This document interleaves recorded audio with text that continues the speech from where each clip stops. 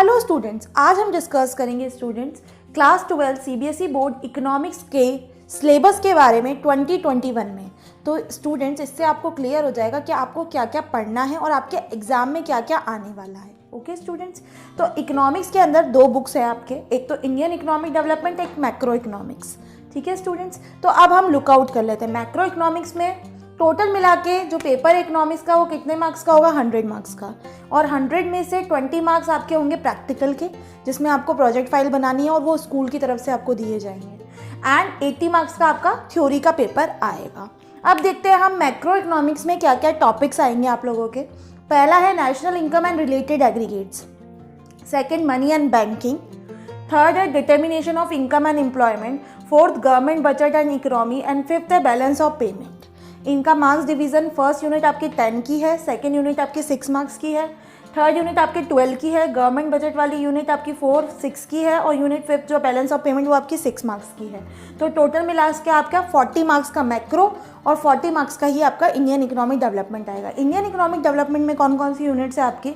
First development experience 1947 से लेकर 1990 and economic reform since 1991, ये आपकी यूनिट 1 है जो कि 12 मार्क्स की है students. Second current challenges facing Indian economy, current challenges जो कि फेस है इंडियन इकोनॉमी के, ये यूनिट है आपकी 22 मार्क्स की। नेक्स्ट है student development experience of India a comparison with neighbours, ये यूनिट है आपके 6 मार्क्स की। ओके स्टूडेंट्स, अब हम जो ये हमने टॉपिक्स डिस्कस किए हैं इसके अंदर मैं आपको बता देती हूँ आपका डिलीटेड टॉपिक, मतलब बोर्ड में आपका कौन सा ऐसा टॉपिक है जो डिलीट हुआ जो कि आपको नहीं पढ़ना है। तो सबसे फर्स्ट जो है, first national income on aggregate आपका पूरा आएगा, इसमें कुछ डिडक्शन नहीं है।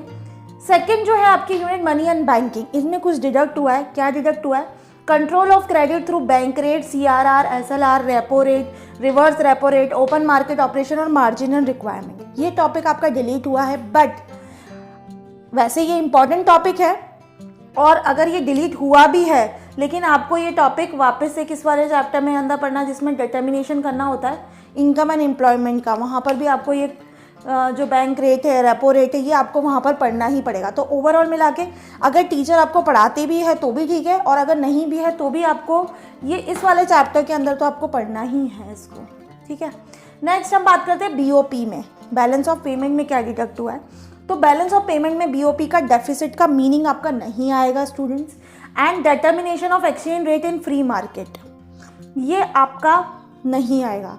डिटर्मिनेशन जैसे करते थे, दो कर्व बनाते थे, ये डिमांड और सप्लाई जहाँ पर इंटरसेक्ट करते थे, तो ये हम डिटर्मिनेशन करते थे। जो आपका एक्सचेंज रेट का फ्री मार्केट, ये आपको नहीं पढ़ना है, ये ग्राफ पार्ट आपको नहीं करना है। अब हम बात कर लेते हैं, ये तो था टॉपिक मैक्रो इकोनॉमिक्स में जो कि रिलेटेड पोर्शन था।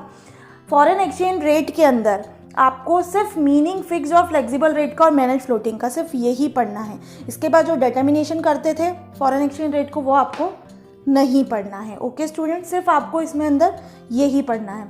अब हम part B Indian economic development की बात कर लेते हैं, उसमें क्या क्या डिलीट हुआ है। चैप्टर 5 जो है ह्यूमन कैपिटल फॉर्मेशन, आप जो भी बुक यूज़ करते हैं स्टूडेंट्स, उसमें से इंडियन इकोनॉमिक डेवलपमेंट में आप चैप्टर खोल लीजिएगा ह्यूमन कैपिटल फॉर्मेशन।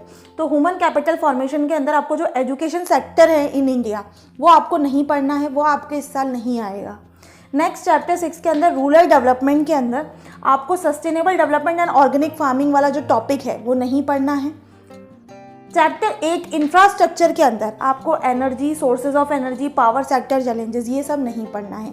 ये टॉपिक्स है जो चैप्टर आपका आएगा, बट ये जो टॉपिक है इसके अंदर से ये वाला टॉपिक आपका बोर्ड एग्जाम में नहीं पूछा जाएगा। ओके स्टूडेंट्स, तो ये ओवरऑल हमने डिस्कशन कर लिया कि इकोनॉमिक्स के अंदर क्लास 12 का 2021 का क्या सिलेबस रहेगा।